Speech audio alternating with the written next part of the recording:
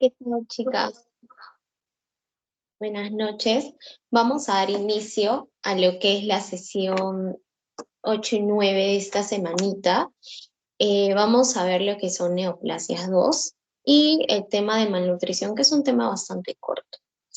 Así que vamos a iniciar, como ya saben, con un poquito de banqueo sobre este tema de neoplasia 1 que hemos visto la semana pasada, ¿ya?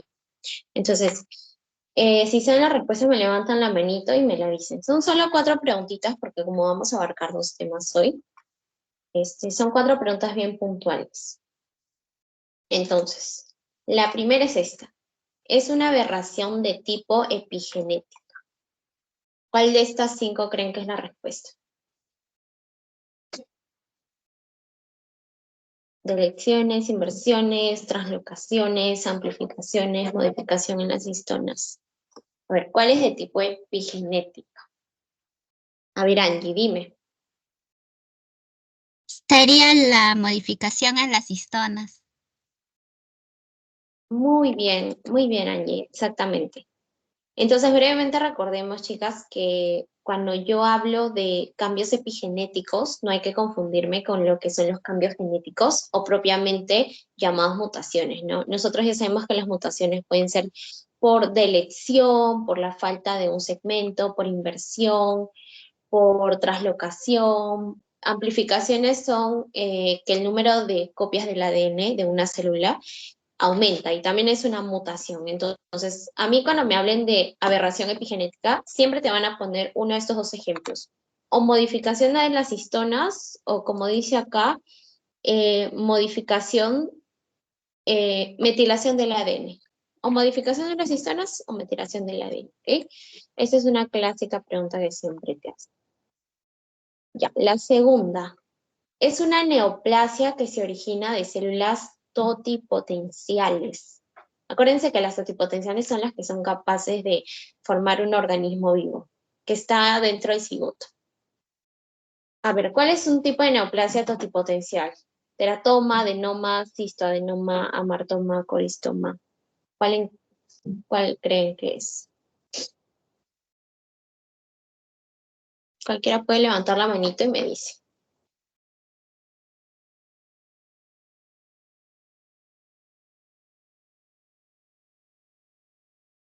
A ver, Angie, dime. Creo que sería teratoma. Teratoma, muy bien. Y acá voy a hacer un pequeño zoom.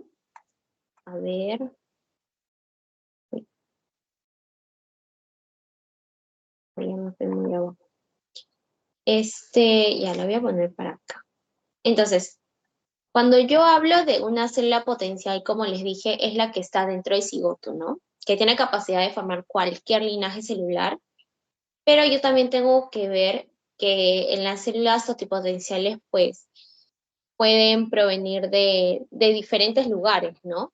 Y se pueden formar o seminomas o carcinomas embrionarios o teratomas o coriocarcinomas o carcinomas de saco vitelino, dependiendo de cuál sea su procedencia. Si vienen de células de saco vitelino, si vienen de células trofoblásticas, de tejidos de las capas germinales y así. Entonces, estos serían.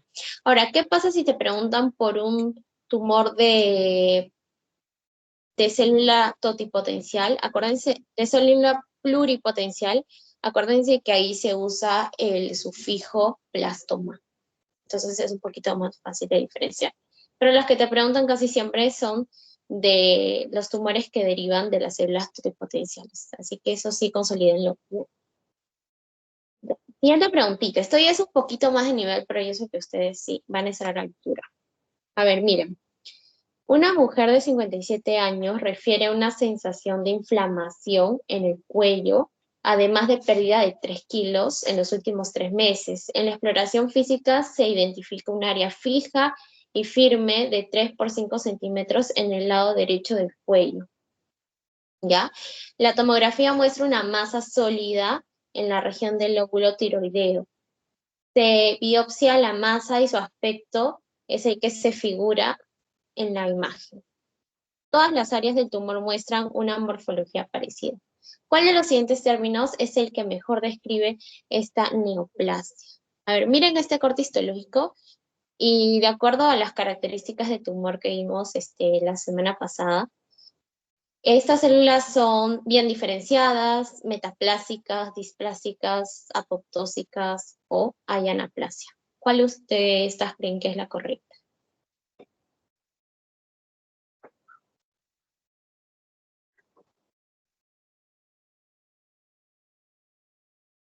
Vamos a hacerle un zoom mayor. Miren, ¿ven tejido diferenciado o no diferenciado? Acuérdense que la diferenciación está determinada por el pleomorfismo, por la forma del núcleo, por el cromismo. A ver, Marita, dime. Sí, disculpa, ¿podrías aumentarle más el tamaño? Es que no lo veo bien, pero creo que tengo una idea. ¿Podría ser anaplásica, tal vez? Sí, muy bien. Sí, es anaplásica. Muy bien, muy bien. Ay, Y sí, gracias. porque miren, como bien dice Marita, es anaplásica, miren acá. En la figura hay pleomorfismo. A ver, ustedes estas células, si la comparan con esta o con esta o con esta, la forma está totalmente diferente, los núcleos están hipercromáticos, hay una pérdida de la relación citoplasma-núcleo, hay mitosis descontroladas. Entonces, todo eso forma parte de un tejido mal diferenciado o también llamado anaplásico, que es propiamente ya cáncer. Muy bien, anaplasia. Y la última, es de una mujer de 44 años nota masas indoloras en la axila. Recuerden que en la axila hay ganglios que no estaban presentes el mes pasado. En la exploración se identifican linfadenopatías axilares derechas, o sea, ganglios comprometidos, ¿no? Los ganglios son indoloros, pero firmes, características de malignidad. ¿Cuál de las siguientes lesiones es más probable que se encuentre en la mama derecha de la paciente?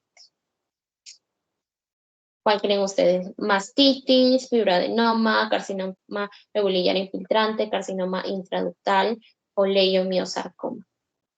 ¿Cuál podría estar presente en la mama de la paciente? Con todo lo que nos han dicho.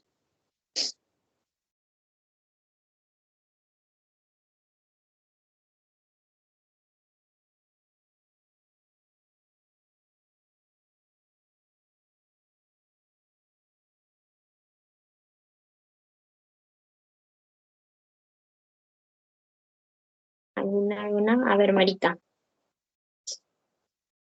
Estoy entre un carcinoma, pero creo que podría ser el lobulillar. Creo que podría ser el Ujú. lobulillar. Ya, carcinoma lobular infiltrante. Vamos a ver. Muy bien, carcinoma lobular infiltrante. Y ahora vamos a explicar por qué. En realidad, si tú te pones acá, puedes estar entre carcinoma lobular infiltrante o carcinoma intraductal, ¿ya? Porque esos son tipos de cáncer de mama. Ahora, aquí la palabra clave es infiltrante. ¿Por qué? Porque en este caso clínico te están diciendo que la paciente ya tiene ganglios comprometidos. Entonces, yo la clase pasada les dije que el cáncer de mama tiene bastante predilección por hacer metástasis hacia los ganglios regionales, que son los ganglios de la axila, del cuello, por encima de la clavícula. Entonces, si te está hablando ya de metástasis, es porque el carcinoma ya es infiltrativo, ¿no? En cambio, si fuera carcinoma intraductal, todavía sería in situ, o sea, estaría dentro de la... ¿Ok? Entonces, eso es lo que nos ayuda a diferenciar. Ya, muy bien. Ahora sí, voy a compartir lo que es neoplasias 2.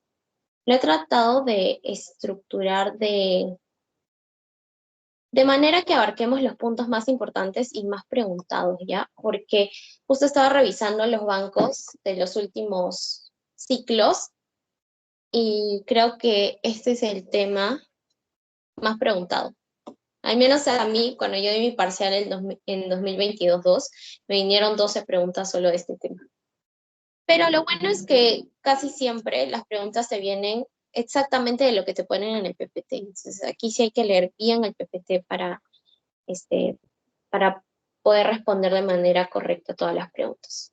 Entonces, neoplasias 2. Neoplasias 2 es básicamente las bases moleculares, ¿ok? de todo lo que es el proceso de cáncer. Entonces, brevemente, unas generalidades. El daño genético no letal, también llamada mutación, es esencial para la carcinogénesis, ¿no? Nosotros sabemos que para la progresión del proceso de cáncer siempre empieza una célula mutada, luego se agregan mutaciones y es así como va progresando. Y al mismo tiempo estas mutaciones no solamente dañan como que la estructura del ADN, sino también se van a mutar algunos genes importantes que van a hacer que ya no se suprime este tumor, que ya vamos a ver más adelante. Segundo punto, el tumor se forma por la expansión clonal de una célula precursora con daño genético. Es decir, las alteraciones del ADN de una célula las van a heredar las células hijas. Porque ustedes saben, una célula se prolifera y sus células hijas heredan su ADN. Y si el ADN del progenitor, de la célula progenitora estaba mutada, las células hijas también heredan este ADN. Entonces es así como el mismo tumor comparte las mutaciones y así va progresando. Y punto 3, los objetivos principales de las mutaciones causantes del cáncer son 4 categorías de genes reguladores. Entonces, aquí es lo que les decía. Hay 4 genes que ustedes deben aprenderse muy bien, que son los que van a ser víctimas de estas mutaciones, ¿ok? Primero son los protoncogenes, que estimulan el crecimiento normal de la célula. Luego, los genes supresores de tumores, que inhiben el crecimiento de células dañadas, por ejemplo.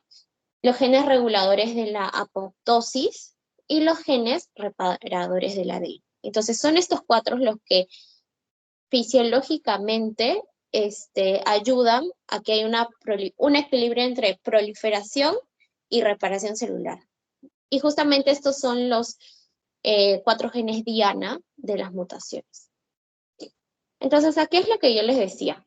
Todo parte de una célula normal que por factores ambientales, factores internos, va a ser víctima de una mutación.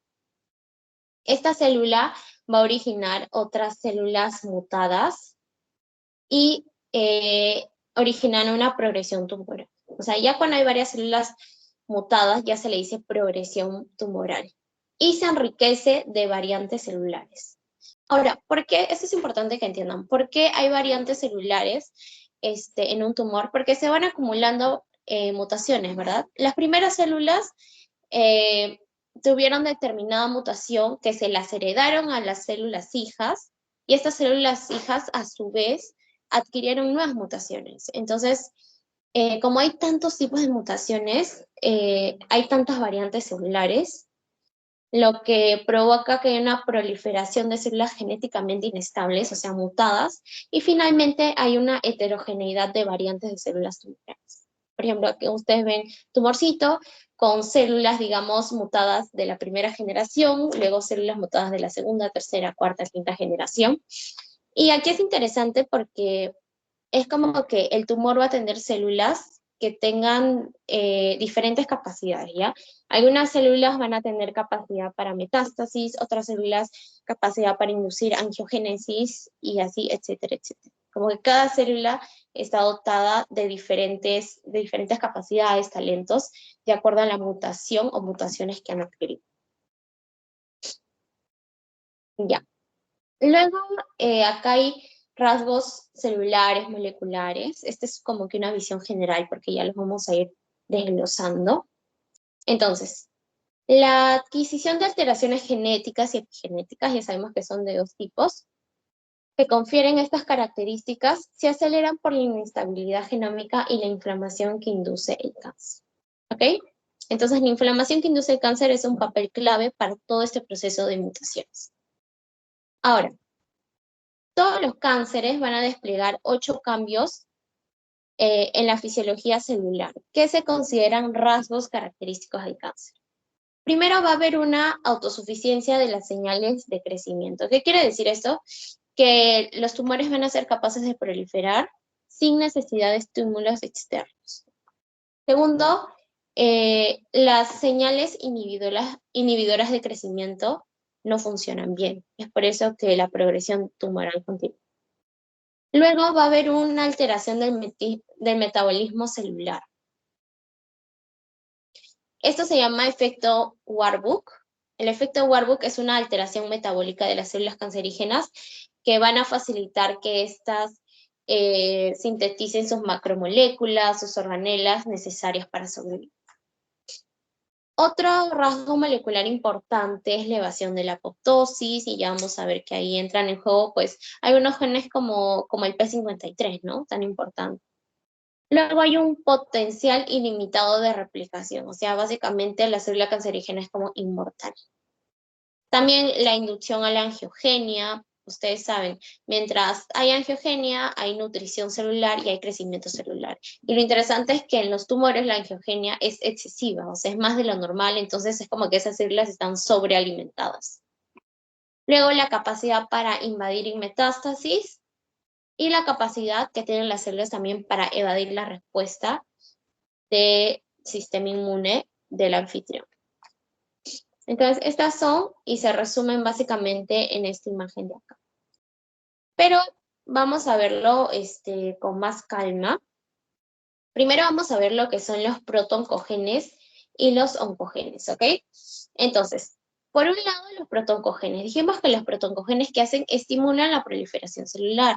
Por favor, tengan bien claro eso. Los protoncogenes, fisiológicamente, normalmente hablando, estimulan la proliferación celular. Pero ¿qué pasa? Cuando estos protoncogenes sufren una mutación, se pasan a llamarlos oncogenes. O sea, ese proto se va y se llaman oncogenes, ¿ya? Que inducen el crecimiento celular sin que exista la señal normal correspondiente.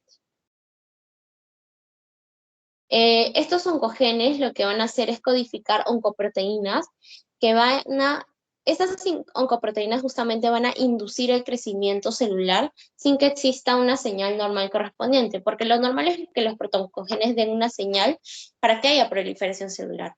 Pero una vez mutados estos protoncogenes y convertidos en oncogenes, van a producir las oncoproteínas que van a hacer que haya crecimiento celular sin ninguna señal normal. Entonces, las oncoproteínas van a inactivar elementos reguladores internos, y toda célula que posea oncoproteínas, o sea, las células cancerígenas, van a ser capaces de saltarse puntos de regulación de todo el ciclo celular. ¿Ok? Y de esa manera proliferan en exceso. ¿Qué mecanismos utilizan los protoncogenes para ser alterados? O sea, ¿de qué manera son mutados? Bueno, algunos protoncogenes van a sufrir traslocaciones, inversiones, deleciones, amplificaciones, introducción de oncogenes virales, y esto va a hacer que se conviertan en oncogenes, ¿ya? Estos son los mecanismos por los cuales se alteran los protoncogenes. Aquí es importante que sepamos los 4 tipos de protoncogenes que están resumidos en esta imagen, ¿ya? A veces les pueden preguntar esto. El primer tipo de protoncogen son los factores de crecimiento, que son estos de acá, son estas bolitas rojitas. Los factores de crecimiento lo que van a hacer es que son protoncógenes extracelulares que se van a unir al segundo protoncogen, que son los receptores de factor de crecimiento. Los receptores de factor de crecimiento, que son estos rojos, estos receptores de transmembrana, son los segundos protoncogenes, ¿ya? Estos receptores lo que van a hacer es activar este tercer protoncogen, que son las proteínas de transducción de señales, que son las RAS. Este es el tercer protoncogen, las proteínas de transducción de señales RAS. Entonces, estas proteínas de transducción, o llamadas segundos mensajeros, lo que van a hacer es inducir la transcripción a nivel nuclear, activando el tercer protoncogen, que son las MIC. ¿Ok? Entonces aquí tenemos los 4 protoncogenes, los factores de crecimiento, los receptores de factores de crecimiento, las proteínas de transducción RAS y las proteínas nucleares de transcripción MIC. Uno activa al otro. Entonces, importante que sepamos que en determinados tumores, que es algo que les pueden preguntar, pues determinados protoncogenes están alterados. Por ejemplo, en el glioblastoma, está alterado el factor de crecimiento PDGF, que es el factor de crecimiento derivado de plaquetas, ¿ok? En el cáncer de mama está mutado el famoso ERB2. Acuérdense, el ERB2 es un tipo de receptor de factores de crecimiento y ERB2 significa factor de crecimiento epidérmico humano. Esta es una clásica pregunta. ¿Cuál es el receptor, el marcador alterado en cáncer de mama? El ERB2, factor de crecimiento epidérmico humano. Luego, en el cáncer de pulmón, de páncreas, está mutada pues el protoncogen RAS, que es una proteína de transducción, y en el linfoma de Burkitt, un linfoma bastante agresivo, está mutada el protoncogen que codifica para la proteína MYC, ¿ok? Esto es importante que lo sepa. Entonces, en resumen, aquí el protoncogen va a ser mutado y va a estar como que de alguna manera hiperactivo. Va a hacer que la célula sea capaz de proliferar, pero ya sin necesidad de señales, y va a ser capaz que esta célula tenga autosuficiencia para crecer. Esa es la palabra exacta, autosuficiencia para crecer, porque no va a necesitar ya de señales y va a ser capaz de saltarse muchos puntos de control. Ya. Luego está, ya. Estos son otros ejemplos de protoncogen, de factores de crecimiento, de receptores para factores de crecimiento, de proteínas de traducción, proteínas, factores de transcripción nuclear, ¿ya? Aparte de las que les he mencionado para que lo puedan revisar también. Bueno, en lo que son los genes supresores de cáncer, que son los segundos genes involucrados después de los protoncogenes, como lo dice su mismo nombre, los genes supresores de cáncer lo que van a hacer es regular la transcripción celular para inhibir el crecimiento, ¿ok? Inhiben, suprimen el crecimiento. En este caso, lo que van a hacer es que normalmente bloquean determinadas señales para que la célula no siga creciendo. ¿Por qué? Porque la célula puede presentar algún daño, por ejemplo, ¿no? A nivel del ADN. Entonces, cuando hay una mutación en los genes supresores del cáncer, lo que va a haber es un fallo en la inhibición de crecimiento. Entonces, las células que no deberían crecer, crecen, en pocas palabras. Y para que los genes supresores de cáncer sufran una mutación, necesitan que ambos alelos muten, o sea, son genes recesivos. A ver, aquí acordémonos de lo que es recesivo dominante. Cuando un gen es recesivo, significa que sus dos copias deben mutarse. Cuando un gen es dominante, significa que con solo una copia mutada es suficiente para que se exprese la enfermedad. Entonces, en este caso, los genes supresores del cáncer deben sufrir dos mutaciones, los dos alelos mutados. Y estas mutaciones pueden ser de forma esporádica o forma familiar. Forma esporádica es decir que después del nacimiento adquieres las mutaciones, y forma familiar significa que naces con una copia del gen mutado y a lo largo de tu vida adquieres la otra mutación de la otra copia del gen. ¿Ok? Y aquí lo que tenemos son los genes supresores del cáncer que son mutados y su relación con algunos tipos de cáncer, ¿no? Aquí los que más les pueden preguntar realmente son el gen del retinoblastoma, que está involucrado en la regulación del crecimiento celular, y su mutación provoca un retinoblastoma. El P53, el famoso guardián del genoma, que su mutación provoca fallos en la detección del crecimiento celular, fallos en la apoptosis, y como es un gen que se encuentra en todos lados de nuestro organismo, pues su mutación va a provocar un multicáncer, ¿ok?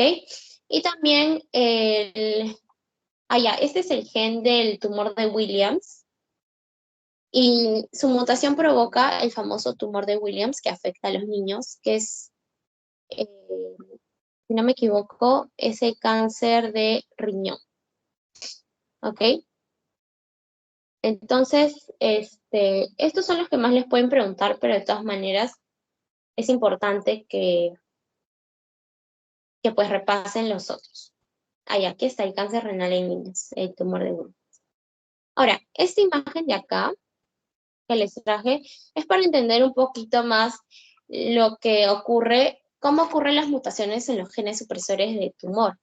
Como les dije, son mutaciones recesivas, o sea, necesitan que las dos copias del gen muten para que pueda haber inestabilidad, para que fallen los genes, ¿ok?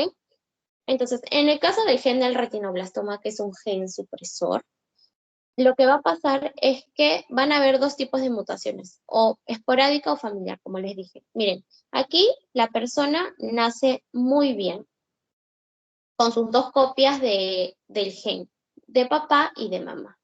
Pero ¿qué pasa? Que a lo largo de la vida, por factores ambientales y factores X, va a adquirir las dos mutaciones del gen del retinoblastoma y va a desarrollar ese tumor del retinoblastoma que es a nivel del. En el caso de la forma familiar, la persona nace con una copia del gen mutada y a lo largo de la vida desarrolla la segunda mutación. Y desarrolla también lo que es la enfermedad, ¿no? Entonces, si por ejemplo a ti te preguntan, ¿qué tipo de mutación se va a evidenciar a más temprana edad? La familiar, ¿no? Porque tú ya naces con una mutación, entonces más rápidamente, más tempranamente vas a adquirir la segunda mutación y vas a desarrollar la enfermedad. En cambio, la esporádica es en edades mucho más avanzadas, no adultas, porque no naces con mutación, sino que adquieres las dos mutaciones a lo largo. Es una pregunta que también te pueden hacer. Ya. Luego están los otros dos mecanismos, que son el de la apoptosis, iniciación y ejecución, y el de los telómeros. Rápidamente, ustedes ya saben, pues, que en la apoptosis, quien aquí es el protagonista es el P53, ¿verdad? Y es quien va a controlar el ciclo celular. Normalmente, a ver, déjenme hacerle un poquito de zoom. Hacer un poquito de zoom. Creo que no puedo.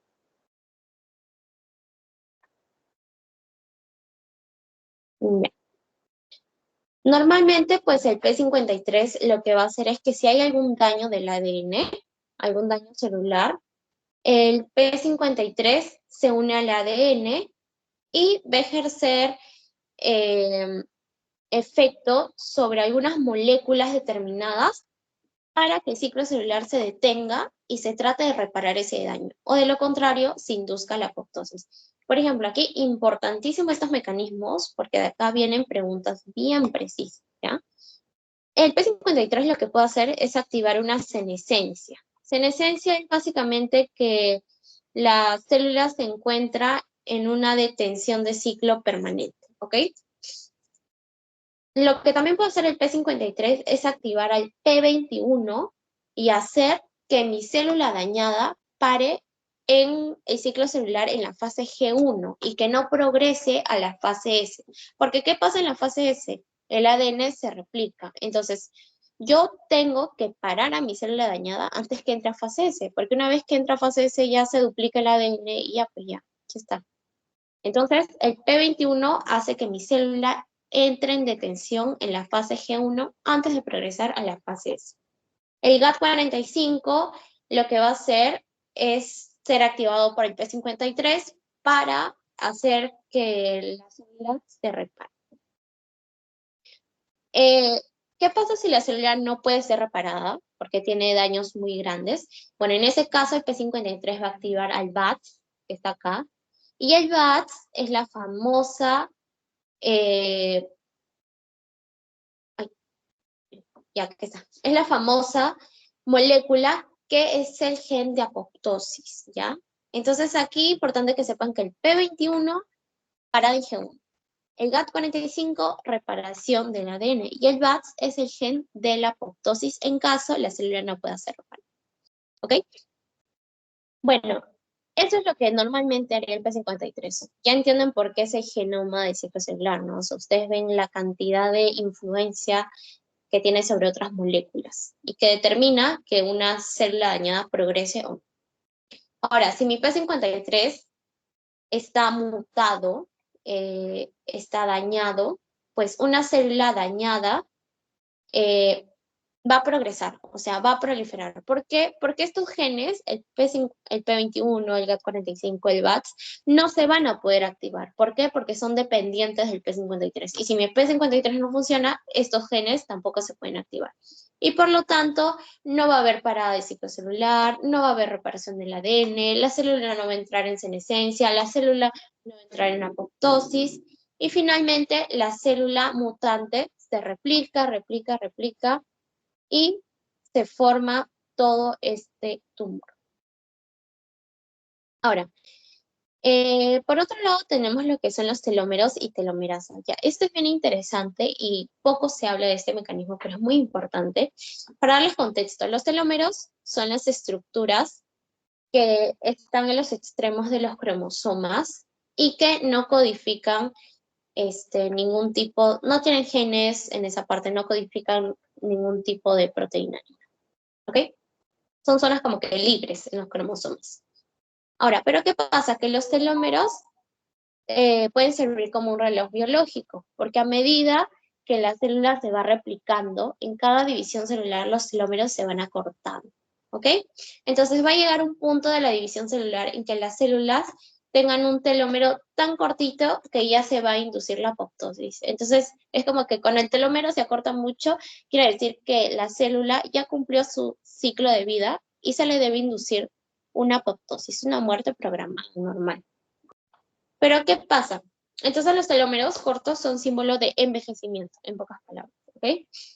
Pero ¿qué pasa? Que normalmente nuestras células germinales, los espermatozoides y los óvulos, tienen la capacidad de producir telomerasa en condiciones normales, que es la enzima que inhibe este acortamiento de los telómeros, ¿ya?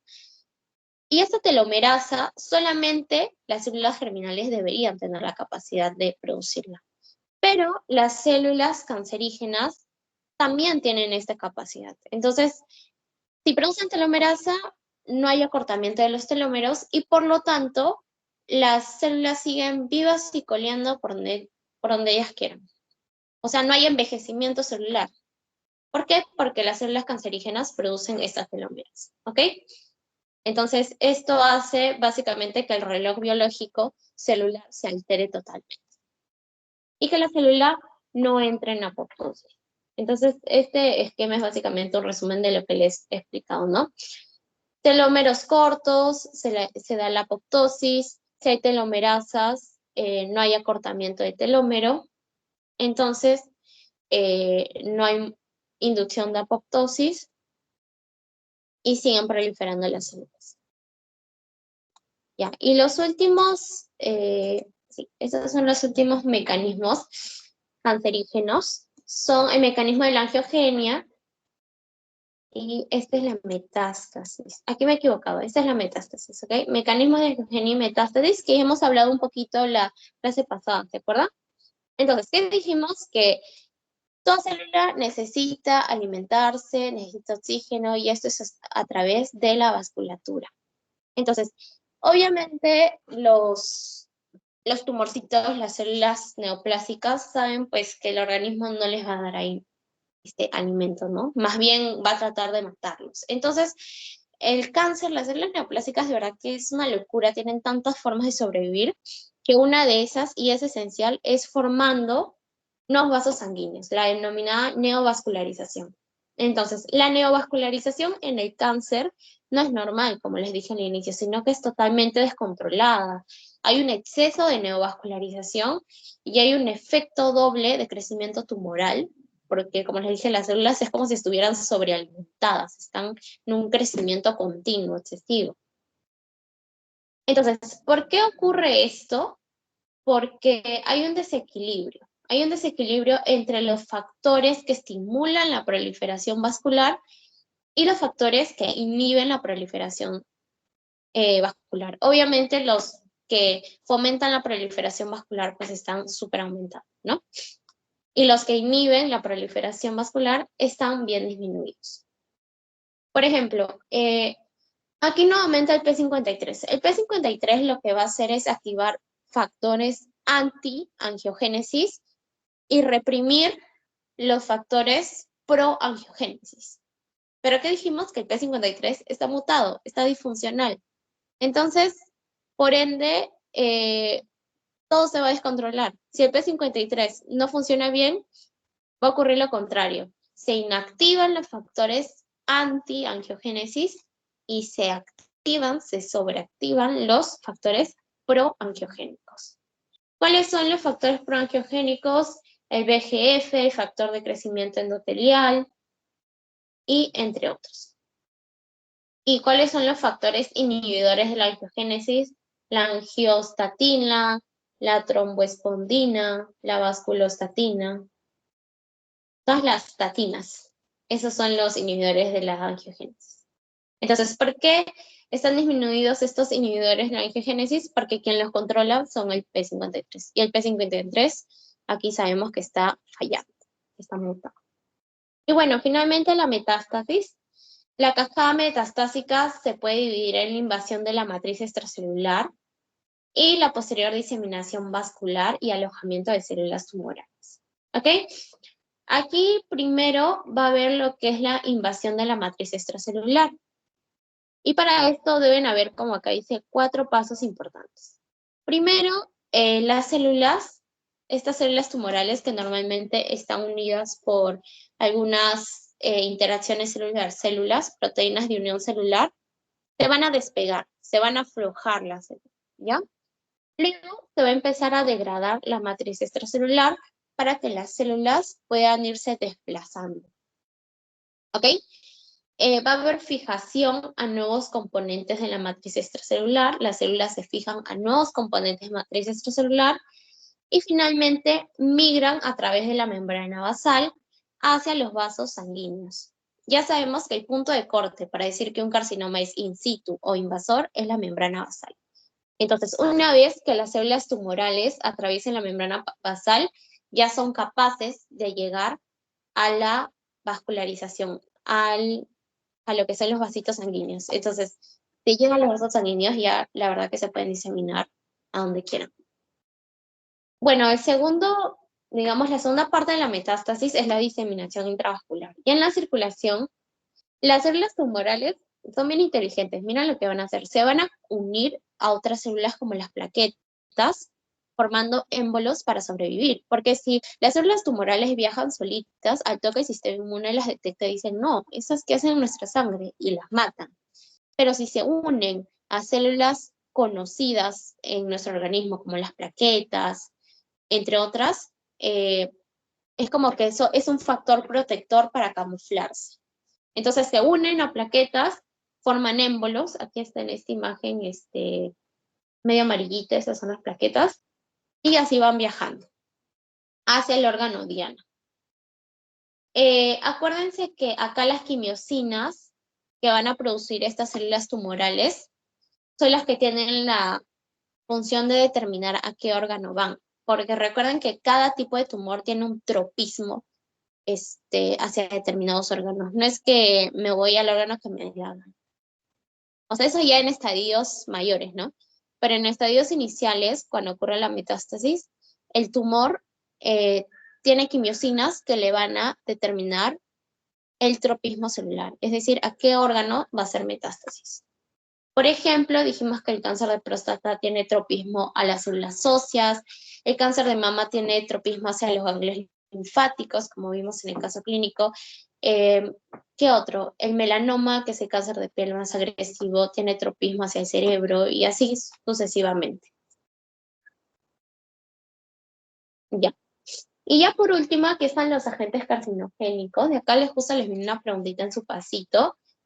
Y estos agentes carcinogénicos son importantes mencionarlos porque son los que van a tener un papel importante también en lo que es la progresión tumoral. Actúan como promotores de la progresión tumoral.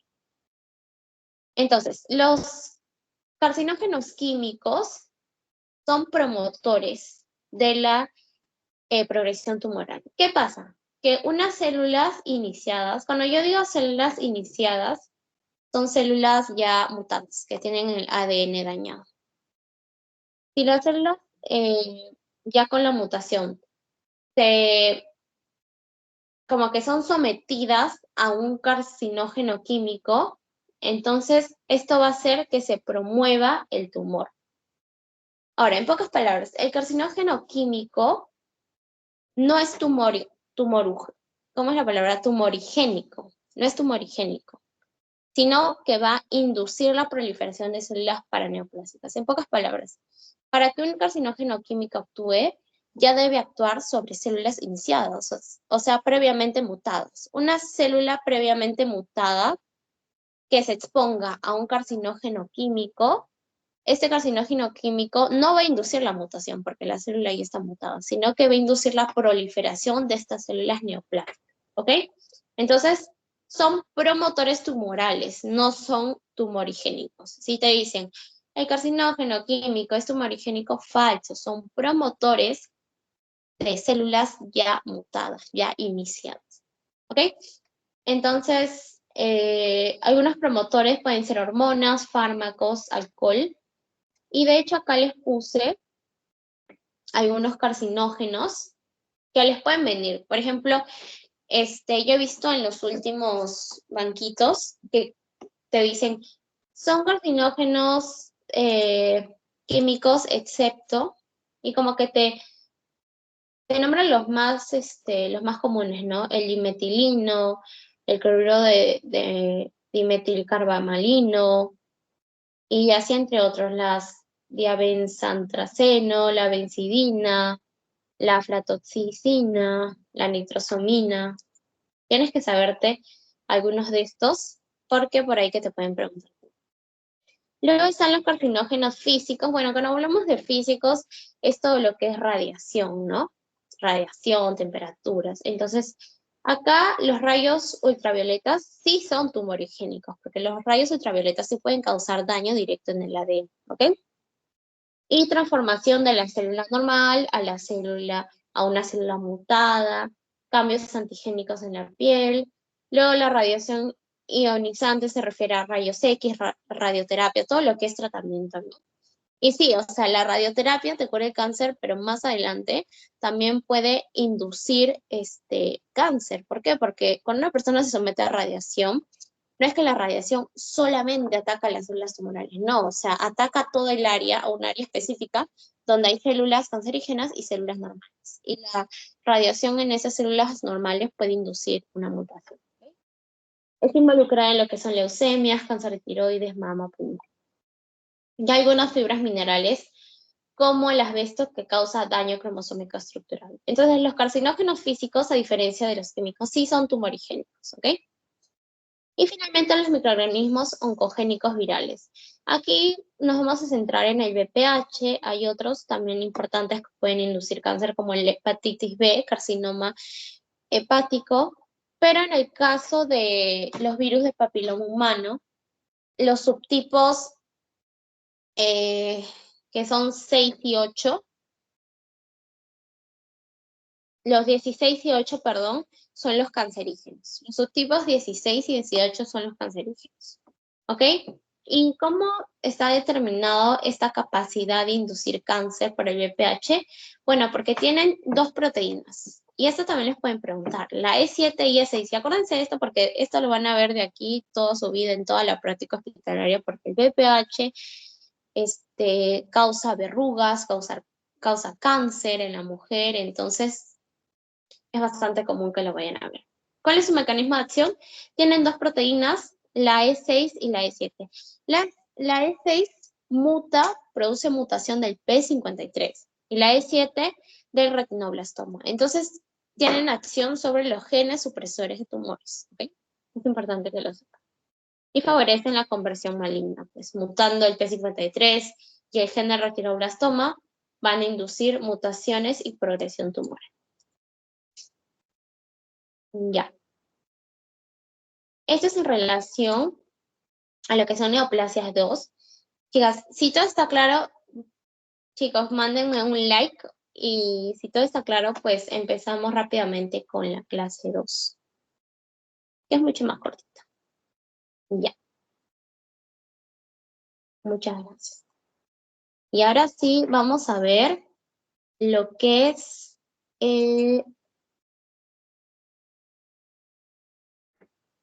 aquí está, lo que es malnutrición y obesidad.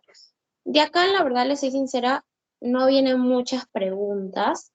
Por aquí, por ahí quedo algunos términos claves. Lo que sí les puede venir es la deficiencia de tal vitamina, qué enfermedad causa y así. Pero yo les voy a decir pues cuáles son las vitaminas más preguntadas, ¿no? Para que ustedes sepan en qué enfocarse. Por lo mismo que como es un tema cortito, no es tan preguntado. Entonces, en general, cuando yo hablo de malnutrición, hay que tener esta idea, yo no solo hablo de por déficit, o sea, la malnutrición no es sinónimo de desnutrición, sino que la desnutrición es un tipo de malnutrición, ¿ok?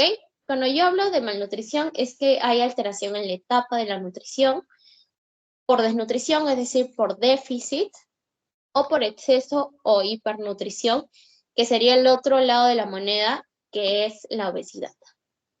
Acá hay una balanza, es bastante útil para entenderlo. Por ejemplo, en la desnutrición lo que pasa es que las necesidades corporales sobrepasan a la ingesta de alimentos por diferentes causas que vamos a ver más adelante. En cambio, en la obesidad, digamos que la ingesta de nutrientes está muy por arriba, pero no logra saciar las necesidades corporales. ¿Por qué? Porque recuerden que una persona obesa, por más que come y coma, no necesariamente come y muy difícilmente come una comida balanceada, rica en proteínas, en carbohidratos, en grasas, sino que come más que todo o carbohidratos o grasas. Entonces, hay una ingesta excesiva de alimentos, sí, pero no necesariamente va a responder a las necesidades corporales, ¿ok? Eso hay que tenerlo en cuenta. Entonces, cuando hablo de malnutrición, hablo de desnutrición o hipernutrición, que es obesidad. Ya. La desnutrición, primero hay que entender que este es un déficit. Es una malnutrición de tipo de déficit energético causado por el déficit de todos los macronutrientes. Y recordemos, los macronutrientes son las proteínas, los carbohidratos y las grasas. Entonces, esto va a resultar en la pérdida de músculo, de grasa, de peso. Y a nivel clínico, pues la persona va a estar así con letargo, con debilidad generalizada, con anemia, todo cansado. Ahora, básicamente, de una forma rápida para determinar si un paciente está en desnutrición o tiene obesidad, pues se usa una medida estándar que es el índice de masa corporal, aunque es importante también hacer otra serie de exámenes que ya les voy a nombrar más adelante. Entonces, se determina la desnutrición a través del índice de masa corporal, como podrán ver en la imagen. A ver, ya. El índice de masa corporal normal va a ir en un rango de 18.5 a 24.9, ¿ok? Ese es el normal. Cuando el índice de masa corporal está en un valor menor a 16, yo ya estoy hablando de desnutrición. O sea, entre 18.5 y 16 es un estado de baja de peso, pero ya menor de 16 ya es un estado de desnutrición. ¿Y cómo lo calculo? Peso entre estatura y cuadrado. Como les dije, no solamente esto no debería determinar un estado de desnutrición, ¿no? Pero hay que tener en cuenta que hay otras medidas como el estudio de depósito de grasa, de masa muscular, las concentraciones de las proteínas séricas, acuérdense sobre todo de lo que es la albúmina, que es la principal proteína sérica. ¿Cuáles son los factores de riesgo para la desnutrición? En realidad, muchos de ellos son prevenibles, pero otros lamentablemente son de acuerdo a la situación en la que viven algunas personas, ¿no? Como la pobreza, las infecciones. Hay algunas infecciones que te causan mala absorción, por ejemplo, las parasitarias. Hay muchas infecciones parasitarias que son crónicas, o sea, los parásitos viven tanto tiempo dentro del organismo como la tenia, que se alimentan de todos los nutrientes del organismo o pueden causar cuadros de anemia o cuadros de diarrea crónica, que hace pues que te desnutres. ¿Qué otras enfermedades agudas y crónicas? Como ya dije, el alcoholismo crónico. Y aquí voy a hacer un pequeño stop para explicarles por qué el alcoholismo me causa desnutrición. Bueno, el alcohol tiene un consumo alto de calorías, es verdad, pero no de nutrientes. Y yo me vas a decir, ay, no, pero hay alcohol de cebada. No, eso es puro cuento. El alcohol no tiene nutrientes. Entonces, lo que te ocasiona a un bebedor crónico es un aumento de peso. Por eso, no sé si ustedes han visto a las personas ya alcohólicas crónicas, tienen bastante grasa abdominal, bastante, porque son bebidas hipercalóricas, pero bajas en nutrientes. Y además, ¿qué hace el alcohol? Va a interferir con la absorción de nutrientes a nivel del intestino delgado, ¿ok? Entonces, es como que todo eso, en un alcohólico ya crónico, puede provocar una desnutrición. ¿Qué otros estados, qué otros factores de riesgo? Ignorancia, insuficiencia de suplementos dietéticos, sobre todo en pacientes que son susceptibles a desnutrición, como adultos mayores, recién nacidos, gestantes. Y la restricción dietética autoimpuesta. Bueno, esto ya es más que todo por factores ya más psicológicos, ¿no? Temas de anorexia, de bulimia. Bueno, la clasificación es de acuerdo a la etiología y de acuerdo a la gravedad. Cuando yo hablo de desnutrición primaria, esto se refiere a que es resultante del déficit de aporte calórico primario. Es decir, la causa es exógena. En pocas palabras, no me alimento como debería alimentarme. Estoy comiendo pocos nutrientes. ¿Ok? Esto está asociado a la pobreza, incapacidades del anciano, porque un anciano muy viejito que vive solo no va a ser capaz después de prepararse todas las comidas altas en proteínas, altas en carbohidratos, en grasas, no. No va a cubrir sus necesidades.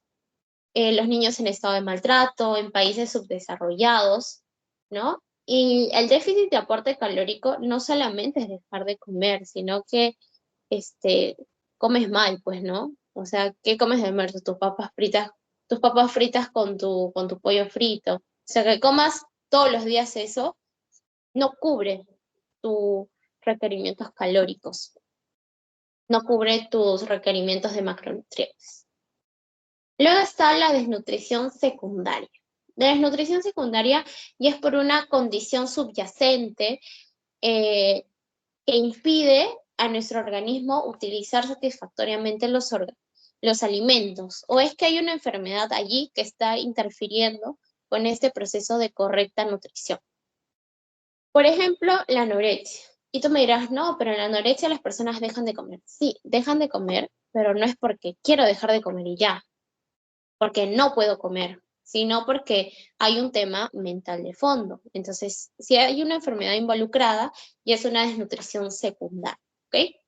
¿Qué otros estados de desnutrición secundaria? Síndrome de mala absorción, por ejemplo, para algunas enfermedades parasitarias. También el cáncer puede provocar síndrome de mala absorción. Y la desnutrición mixta ya es como que una persona que no cubre sus requerimientos, pero que además tiene una enfermedad de fondo. Por ejemplo, una paciente que está dando de lactar tiene más requerimientos nutricionales y no los cubre. Y encima se le añade una infección parasitaria, ya, esa es como que una desnutrición mixta, ¿ok? Y acá hablamos pues de gestantes, mujeres que dan de lactar, ancianitos. Bueno, continuando, estos son otros tres términos, tres enfermedades que tienen en común pues el estado de desnutrición. Siempre les preguntan el marasmo y el kwashiorkor. Siempre, siempre, este es un clásico. Entonces aquí yo les voy a dar así los tips para que ustedes puedan diferenciar bien uno de otro. Bueno, primero empecemos del marasmo. Esto es una carencia grave de calorías y proteínas, sobre todo de calorías. Ya hay una carencia grave de calorías, de los macronutrientes que aparece en lactantes y niños de edad. Entonces, es una desnutrición primaria. Marasmo de desnutrición primaria. Aquí no se alimentan bien, no cubre las necesidades calóricas diarias, entonces se resulta en el retraso de crecimiento, en la pérdida de grasa, de masa muscular y la pérdida de peso, en la pérdida de peso puede ser mayor del 60% de lo que debería pesar normal.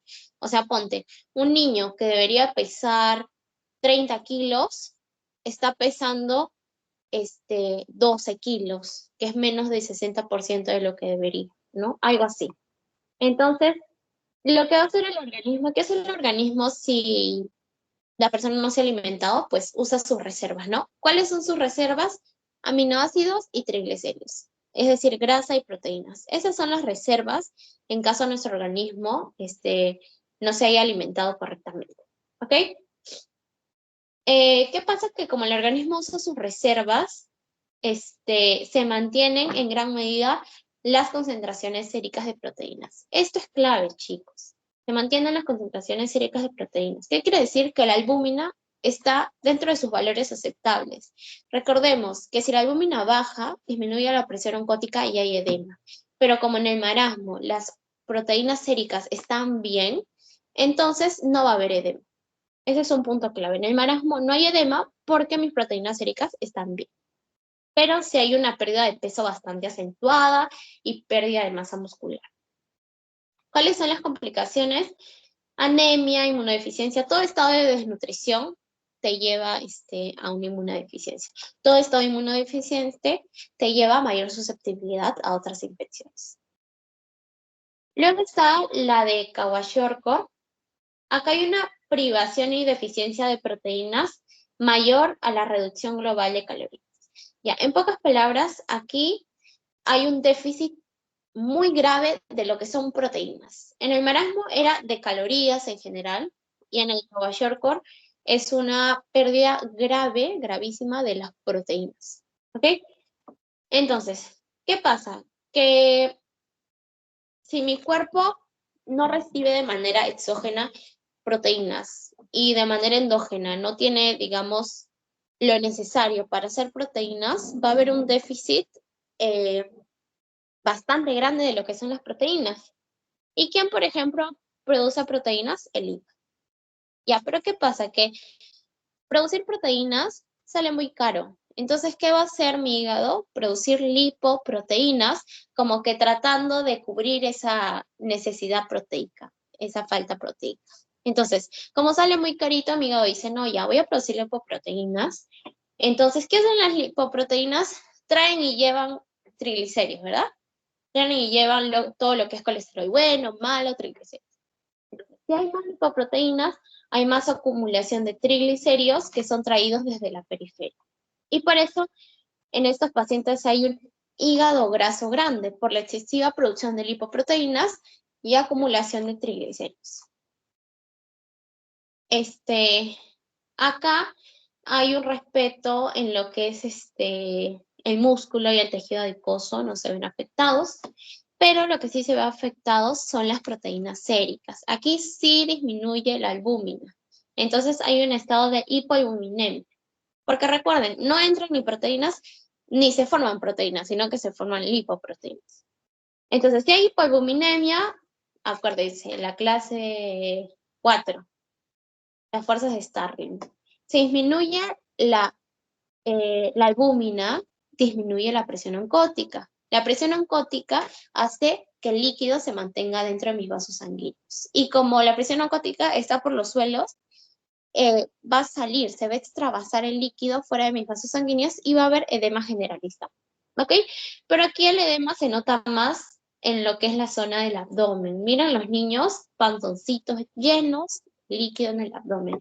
No sé si ustedes alguna vez han visto una imagen de niños por ejemplo, del África, de lugares de extrema pobreza, que justamente tienen así un abdomen bastante globuloso, bastante grande, y es justamente por esta enfermedad de Kwashiorkor. Entonces, nunca se olviden que aquí por el estado de hipoalbuminemia hay un edema generalizado, ¿ok? ¿Y qué es lo que pasa? Que un paciente que siempre tenga edema, como tiene líquido, va a subir algunos kilitos de más. Entonces, pero no porque se haya alimentado mejor o porque haya ganado masa muscular, no, sino porque tiene ese líquido que está cargando y el líquido pesa. Entonces, en estos pacientes, estos niñitos, lo que puede pasar es que el edema va a enmascarar la pérdida de peso. ¿Qué complicaciones puede haber? Inmunodeficiencias, infecciones recurrentes, puede haber atrofia del intestino delgado y esto puede llevar a una mala absorción, ¿ok? Y finalmente la caquexia. Bueno, la caquexia es una malnutrición proteínico-calórico que se produce en enfermedades crónicas. Caquexia, enfermedades crónicas, ¿ok? Ocurre en qué enfermedades crónicas, sobre todo en el cáncer, y es causa de muerte en el 30%. ¿Qué pasa?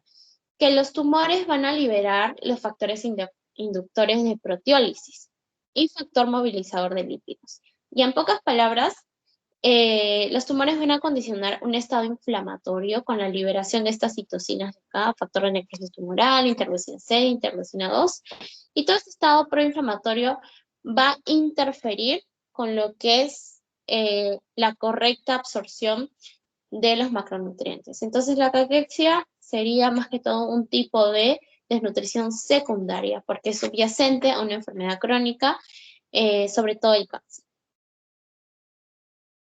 Ya, a ver. Acá, otros estados que van a condicionar desnutrición y de tipo secundaria, pues son ya la anorexia y bulimia, como dijimos previamente, ya son temas, ya en el ámbito más mental, ¿no? La anorexia nerviosa es la imagen corporal distorsionada, miedo a subir de peso y es el trastorno psiquiátrico que tiene mayor mortalidad. ¿Por qué? Porque aquí la persona pues se restringe totalmente de la alimentación y esto va a repercutir a nivel sistémico. Ya vamos a ver cómo. Una persona que tenga anorexia va a tener amenorrea, es decir, que ya no menstrua. ¿Por qué? Porque hay reducción de lo que es la hormona liberadora de gonadotropinas, que ya no va a estimular toda la parte de los ovarios, del ciclo ovárico y todo eso. Entonces, también va a haber disminución de hormonas tiroideas. Y en el hipotiroidismo, todo paciente con hipotiroidismo está cansado, el corazón late lento, está estreñido, la piel seca. Y esta es una persona anoréxica, realmente va a tener estas características de letargo, de cansancio todo el tiempo. También va a haber disminución de la producción de estrógenos. Acuérdense, siempre que hay desnutrición hay disminución de la producción de muchas hormonas, ¿ok? Entonces aquí estamos hablando de las consecuencias de esa disminución de la producción de hormonas. Cuando no hay producción de hormonas, en el caso de la mujer, de estrógenos, esto va a disminuir lo que es la absorción ósea. Entonces, aquí disminuye la densidad ósea. ¿Y qué pasa? La persona está, digamos, con los huesos un poquito más débiles, con menos depósito de calcio del que debería haber. Y esto va a condicionar que la persona esté más susceptible a sufrir, por ejemplo, fractura, ¿no? También puede haber una muerte súbita por arritmias por un estado de hipopotasio, potasio bajo. ¿Ya? Entonces, como ven aquí, las complicaciones son bastante graves, ¿no? A comparación de la bulimia. La bulimia también es otro trastorno psiquiátrico de alimentación que se caracteriza por la ingesta excesiva, pero seguida de vómitos inducidos, ¿ok? Aquí lo que también puede haber es que las personas consuman algunos diuréticos, algunos laxantes, para no solamente eliminar por vía oral, sino a nivel gastrointestinal. Afecta de 1 al 2% a mujeres y el 0.1% de los hombres. El pronóstico, digamos que es un poco menos negativo, tampoco voy a decir positivo, sino menos negativo que la anorexia nerviosa. ¿Ok? La amenorrea es menos frecuente, es una diferencia de la anorexia nerviosa, y las complicaciones médicas van más en relación con el vómito constante, ¿no? Yo sé que si una persona vomita, no solamente vomita contenido sólido, sino líquido. Y si los vómitos son persistentes, hay un estado ya de deshidratación. Cuando yo pierdo líquido, no solo pierdo agua, sino pierdo sus componentes, que son los electrolitos. Entonces pueden haber alteraciones electrolíticas que pueden causar arritmias, ¿ok? También, como yo lo que estoy vomitando es contenido gástrico, recuerden que el contenido gástrico tiene un pH bastante ácido y ese pH ácido es bastante corrosivo para todo lo que es mi esófago, mi faringe. Entonces pueden haber laceraciones a nivel de esófago, irritación a nivel de la orofaringe y a largo plazo una persona con bulimia eh, parece como si la epiglotis, que es la zona que se abre para el paso de los alimentos, este, como que se ensanchara un poquito más. Entonces, una persona con bulimia a largo plazo puede sufrir este reflujo gastroesofágico, ¿no? Que es una enfermedad crónica, que es la que causa la metaplasia de Barrett, que hablamos la clase pasada también, ¿no? Entonces, sí tiene, todas las consecuencias son más que todo relacionadas al vómito. Ya. Aquí en deficiencias vitamínicas les pueden venir algunas preguntas, como les dije. Lo importante es que sepan correlacionar las vitaminas a nivel de qué órgano actúan, ¿ok? También que sepan que hay vitaminas exógenas, endógenas, y las endógenas son las vitaminas D, la K y la biotina, o sea, y la niacina, es decir, las que se forman dentro de nuestro organismo, ¿no? Importante que sepan, por ejemplo, que la vitamina A actúa a nivel del pigmento visual, entonces, por lo tanto, va a causar, por ejemplo, ceguera. La vitamina D favorece la absorción del calcio, entonces puede causar raquitismo en niños, osteomalacia, debilidad de huesos en los adultos. La vitamina K activa, es procoagulante, entonces como que así van relacionando, ¿no? Igual en la vitamina, por ejemplo, la vitamina B12, que interviene su déficit provoca anemia megaloblástica, por ejemplo, la vitamina C interviene en lo que es la hidroxilación de colágeno y su deficiencia provoca escorbuto. Y así, chicos, es importante que aquí como que sepan relacionar cada uno. La próxima semana que hagamos banqueo de este tema, yo les voy a traer algunas preguntas de tema también de vitaminas, ¿ya? Así que estudien bien. Esto es una de las cosas más preguntadas, aparte de lo del marasmo, del kwashiorkor, ¿ya? Porque en realidad son las cosas que más se preguntan de ese tema. Bueno, luego está la obesidad, ya entramos en el estado de malnutrición por hipernutrición, entre comillas hipernutrición, porque como dije, la persona con obesidad no es que se nutra bien, o sea, come, pero digamos no cumple con los requerimientos nutricionales diarios.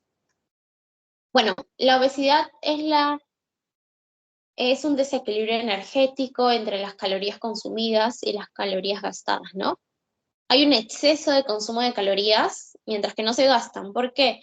Difícilmente un paciente obeso pues va a tener una rutina de ejercicio, ¿no? A menos que se haya propuesto pues empezar una vida saludable, pero generalmente los pacientes obesos viven una vida bastante sedentaria.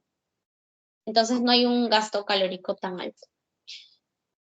Hay un aumento de alimentos, hay un aumento de ingesta de alimentos hipercalóricos, por ejemplo, ricos en grasa, en sal, en azúcar, pero pobres en lo que es vitaminas, minerales, micronutrientes. Y también se acompaña del descenso de la actividad física, ¿no?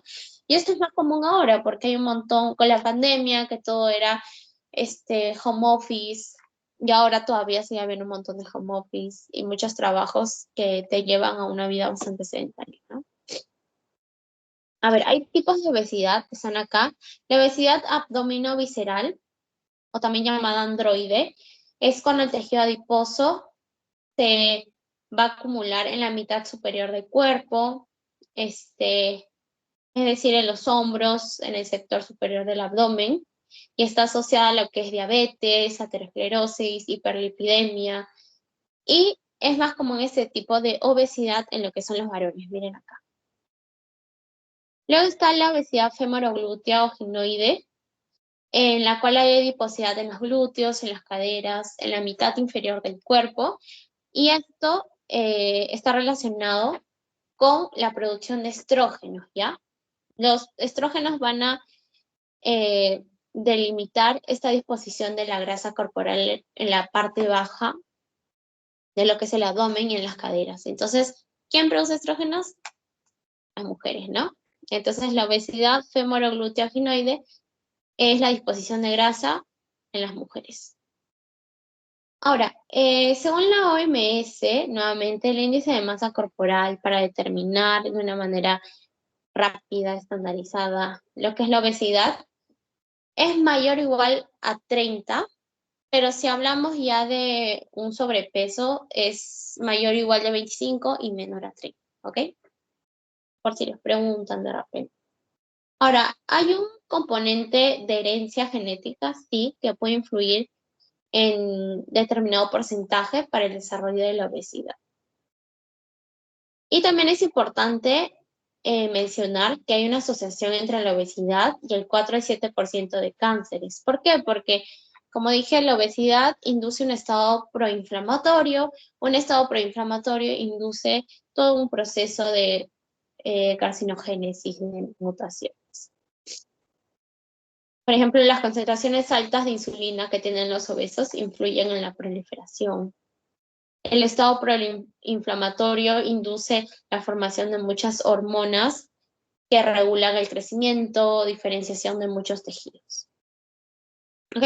Y finalmente, este es el circuito regulador del equilibrio energético. Solo una vez he visto que pregunten algo de acá. Y se me hace un poco raro porque, digamos que es uno de los puntos más importantes de este tema, ¿no? Que sepan bien cómo es este equilibrio entre la saciedad, entre el hambre, entre el gasto de energía, entre la conservación de energía, ¿no? Entonces lo vamos a hacer sencillo, no se preocupen. El sistema aferente es el que llega, ¿ok? El que llega al cerebro está determinado por las hormonas. O sea, las hormonas van a enviar determinados mensajes al cerebro. Por ejemplo, oye, ya me llené, ya deja de comer. Oye, tengo frío, activa la termorregulación. Y así, como que, oye, ya me llené, ahora necesito hacer ejercicio, induce el ejercicio.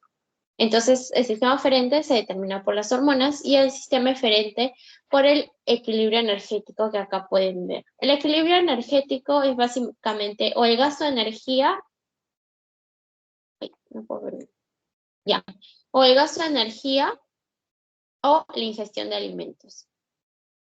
Cuando el gasto de energía aumenta, disminuye la ingestión de alimentos. Y cuando aumenta la ingestión de alimentos, disminuye el gasto de energía. Esto determina el equilibrio energético. Ok, entonces acá van a entrar en juego dos circuitos, el circuito anabólico y el catabólico. Ya, el anabólico es crear, ¿ok? Entonces está determinado por el incremento de ingesta de alimentos y la inhibición de gasto de energía. En cambio, el circuito catabólico, más que todo es gastar, destruir, gastar energía. Entonces, en el circuito catabólico se gasta energía y disminuye el hambre.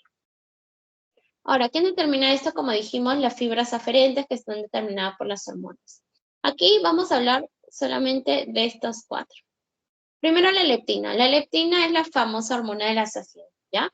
Disminuye el consumo de alimentos y si disminuye el consumo de alimentos, es decir, te da ese estado de saciedad, lo que va a hacer es que va a activar el circuito catabólico, que disminuye la ingestión de alimentos y aumenta el gasto de energía. Entonces, además de disminuir mi consumo de alimentos, la leptina lo que va a hacer es estimular la actividad física, la producción de calor, es decir, la termogénesis y el gasto de energía. Luego tenemos a la adiponectina. La adiponectina lo que va a hacer es disminuir la entrada de triglicéridos al hígado, disminuir la gluconeogénesis hepática y aumentar la sensibilidad de la insulina. O sea, la adiponectina, luego de que nosotros comemos, la adiponectina es como que se activa, ¿ok? y disminuyó la gluconeogénesis. ¿Qué es gluconeogénesis? Es la formación de glucosa. A ver, cuando yo como, mi cuerpo está recibiendo glucosa a partir de los alimentos. Entonces, ¿mi cuerpo necesita producir más glucosa endógena? No, porque a partir de los alimentos ya es fuente de glucosa, ¿verdad? Entonces, la adiponectina va a disminuir la gluconeogénesis porque mi cuerpo ya está recibiendo glucosa de parte de alimentos y va a aumentar la sensibilidad a la insulina. ¿Por qué? Porque yo después de comer en el estado postprandial tengo picos de glucosa y esa glucosa no debería mantenerse en la circulación sanguínea mucho tiempo, sino que debería entrar a las células. ¿Y quién permite el ingreso de la glucosa a las células? La insulina. Por eso que la adiponectina aumenta la sensibilidad de la insulina. Es decir, actúa después de que yo como. Ya. Luego las hormonas intestinales, que son la grelina, neuropéptido Y, la milina, insulina. Aquí para resaltar, la grelina es la única hormona que aumenta la ingesta de los alimentos, ¿ok? La única. O sea, aumenta la ingesta de los alimentos y ¿dónde está? Ya. Y lo que va a hacer es inhibir el gasto de energía, es decir, activa el circuito anabólico y desactiva el circuito catabólico. Es decir, la grelina va a estar, por ejemplo, aumentada en los estados de ayuno. Cuando yo estoy en ayuno, tengo hambre, ¿no? Entonces es porque la grelina está aumentada, es la que aumenta la ingesta de alimentos, mientras que la leptina, la adiponectina están disminuidas. Luego el neuropéptido Y reduce el consumo de alimentos, la milina reduce la ingesta alimentaria y la ganancia de peso. Entonces la única que aumenta la ingesta de alimentos es la grelina. Las demás producen saciedad. Y finalmente los adipocitos viscerales. Bueno, los adipocitos viscerales tienen capacidad de almacenar energía, ¿verdad?